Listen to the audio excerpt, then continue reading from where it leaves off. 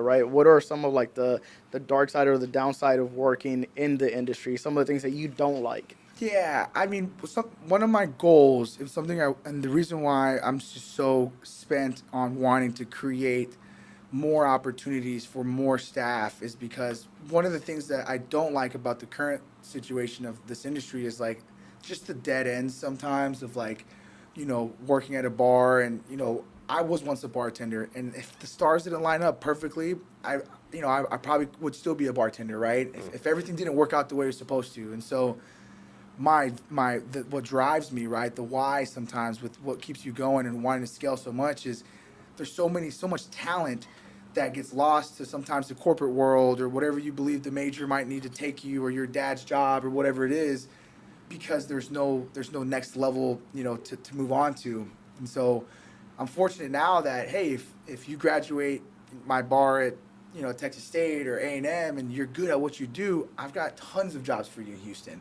I've got jobs for you in Dallas. Like we've got all these other concepts. So that's to me is like one of the darker sides that I constantly want to work on and provide for not just my staff, but at least the future of any and all other staff out there. Awesome, man. So now we're going to go into our second segment of the podcast today. And I really want to talk about these local businesses that seem to be going under the water right now, right? There was Houston Eater just released an article with a total of 11 businesses, and then another one who just got saved, which was Buffalo Bayou, right? And all of these other businesses are going underwater. Buffalo Bayou Brewery, it's one of my favorite places to go to. I love their wings there, even though, despite what y'all were saying on the Spanish podcast, I love their wings. I love their hazy IPA that they have there, and they do have another one with a CBD in it, which is great, right? I think they have a great location. They have great food, and also Houston Urban Eats. Urban Eats, two of my favorite places. Urban right? Eats is going under? Yes. Yeah, Urban Eats Really? is officially going under. Wow. What? Buffalo Brewery has been saved shortly. What do you think is causing that, even though we are getting an influx of people moving to Houston and Texas? Why are these businesses going under? Do you think it has to do with pricing, maybe commercial? I honestly think it has to do with media. You know what I'm saying? If they were to get Orchid Media to do all of their social media and do a podcast or do some stuff like that, they might be known. But no, seriously, Urban Eats, I really like that place. It's really nice.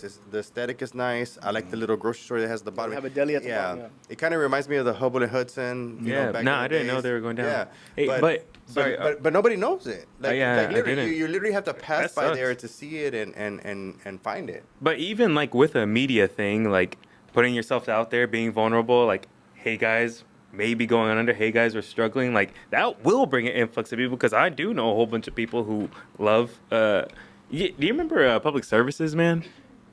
The whiskey whiskey. Oh, the bar. Yeah, Your yeah, favorite bar. The Yeah. best bar. Yeah. used When to I be called bar in Grandma's Houston. house? Yeah. It's Yeah, a grandma's that house. was Like my I feel like favorite if they place. would have put out something, For sure, their bro. their I would've fandom, been there their every single cult, day. man, like we could have saved. Like seriously, we that could have place saved was them. awesome. And Yeah. that was a It was unique nice. spot. It was was unique. unique. Yeah, it was There's no nice. other place like that Super nice. before. Yeah, I mean, but- like that I know of, at least. But even a question to bring up: are people still recovering from COVID as well?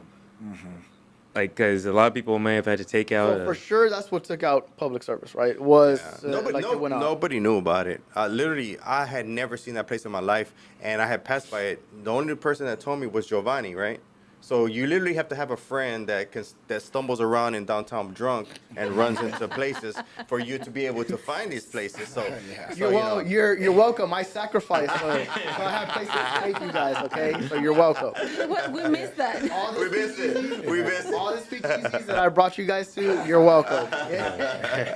Stumbled into them. Stumbled into them and had a great time. It was a great time. It was a nice place. Yeah. But no. So we were talking about it, right? In the Spanish podcast about Buffalo Brew, right? And I think somebody they saved it with donations, right? Or people started seeing that. So they actually were vocal, just what Cam was saying. They were actually vocal about them going out of business. Sent an open letter. Yes, because they have so many clients and so much people that loves, I guess, like the location, the bar, like. Yeah. In my everything. opinion, it's a staple in Houston. I could never imagine it potentially going out So of they, business. like Exactly. people decided to kind of pitch in, hey, brought it back into the business. But I mean, I feel like it's like I was saying in the Spanish podcast. I mean, it's really heart touching that you can make that difference in the city, like as business, like for everyone to kind of pitch in and say, hey, like we're gonna help you back. But Nate was saying completely different. I was like, okay. Well, I mean, it gives me GameStop vibes, you know.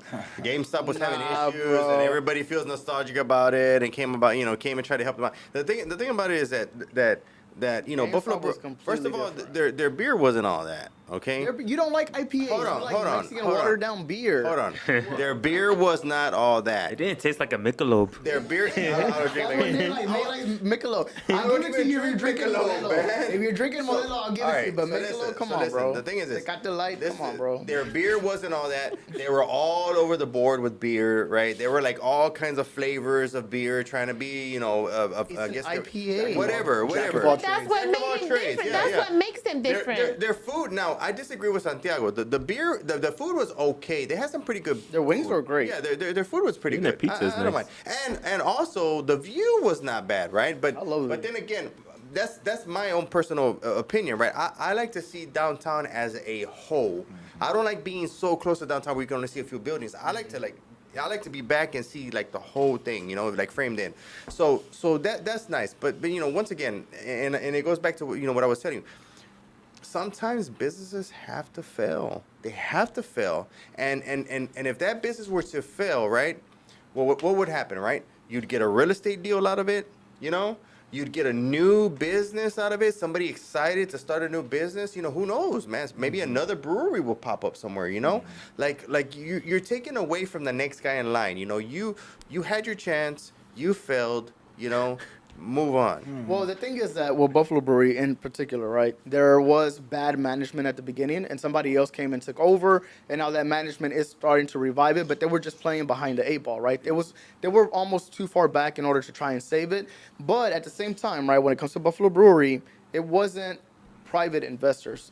Whenever they opened up, I still remember I used to get their ads all the time on my Instagram when I first started real estate, where they wanted public investors, right? Just the general public to go and invest because they were opening up the spot. So it's not different from when they were opening to now what it needs to be saved. The public helped open it along with the public helped save it. And not just that, like this, I feel like Buffalo Brewery is a staple in Houston. I don't feel that way. It just started. It needs more time to do that. What When- else could be a when did it staple like open? that Do you know? Besides Eighth Wonder and I'm sorry. Do you know when it opened?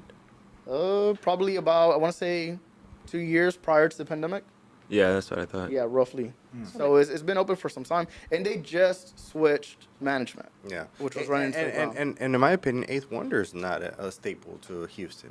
I mean, Eighth Wonder's not a staple to Houston. No, it just started. I mean, how long does it have? Just because it's Houston, That's because you were born in the 40s, bro, and there's nothing different in the 40s, I was born in the 70s, bro. man. 70s. Late 70s. Guards, what's your opinion? Let me hear from somebody who's in the hospitality business. What's your opinion? I here? mean, first things first, if your business is failing or you want to sell it, you can find me on Instagram at Tubbs. That's GARTHTUBBS. Because, this is happening a lot. And it's, for people that are in this industry and bar owners, like, I've got all my notifications set on Biz Buy Sell, LoopNet. I mean, every market I've ever looked at, I get emails about, businesses going under. But yeah, I mean, I read the articles about Buffalo Brewing, and they've been behind on rent. They got hit with their notice for a vacancy on their window. So, if you're not paying rent, and then I saw in the article they were talking about not even being able to hit payroll. And that's typically the first thing that your business feels. Your staff will feel like, why aren't we getting paid on time? Like, what? Are we a couple days behind? Are we a week behind? Like, and those people really feel it. And so, people walking out on you, keeping talent, it's going to be hard. That'll be the first thing to go. But, I mean, when you get locked out, they get everything that's inside. They've got to be at least 2 to 3 months behind on rent because they're not going to just lock you out on the first month. Yeah. Like, no landlord is really going to want to do that. But like you said, a landlord might want a new business to come in, revitalize their building, put more money into it. All that, value goes up. But as far as an actual owner, I mean, you said it right, man. Sometimes that well's just dried up. No amount of cash call can get that business back to going where it needs to go. Sometimes you just got to, cut the ties with it, without a doubt. And so you could throw money into it, but they're just going to have more time to To fail. to fail again. To their passion product. Yeah, and like Passion- how much money do you really want to take, especially from the public? Like imagine losing public's money now that just Yeah. that you just fundraised or whatever GoFundMe, and so I don't know the exact situation or if, you know, I think I might have read that they're trying to relocate or something like that, but yeah, it's if it's dying out, it's dying out. I'd love to see their P&Ls though. That's what I'm saying. Like if you're selling, just all I need to see is the P&Ls. I'll say NDA all day, but I could tell what's probably going on. There's overspending on payroll, paying management too high.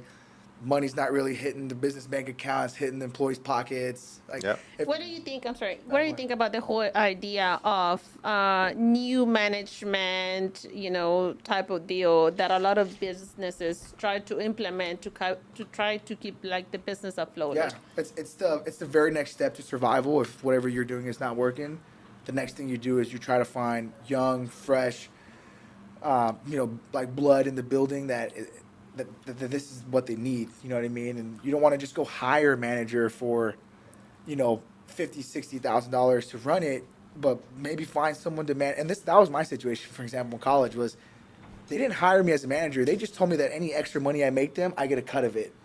So it's like a win-win for both people. But you have to do it. I mean, if you're failing, you got to look yourself in the mirror, and any real business partner of yours or other partners involved in that's going to say, hey, bro, we need you to step back. Yeah. You know what I mean? The board says, we need you to step back. We need to find someone else to put in charge. So it's very necessary, for sure. So in my opinion, Buffalo Brew Can sink.